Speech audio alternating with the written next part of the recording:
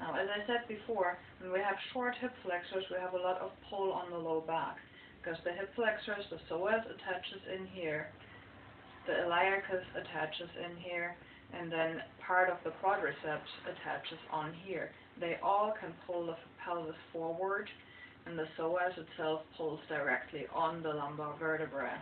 So if these are short, we get a lot of stress on the low back. And a lot of the exercises that I show get you to de-stress and decompress the lower back. Now, how do you know whether your hip flexors are too short? There's an easy test for it.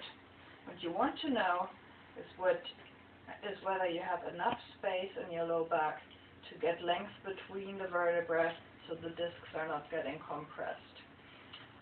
So some people have this anterior rotated pelvis, and you see that because they have a big dent in here. Now, this could be posture, or it could be that the hip flexor is so short that they can't correct it. You can test whether your hip flexors are too short by just starting out with bent knees, and then you tuck the tail under. Pay a lot of attention to what your shoulders are doing. You want to keep them in the same space. You don't want to do this.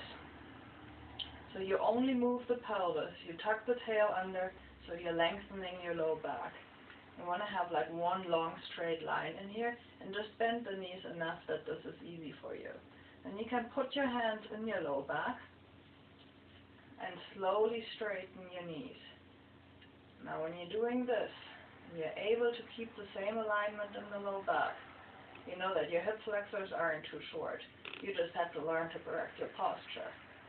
Now, the other case, if your hip flexors are too short, what's going to happen is this.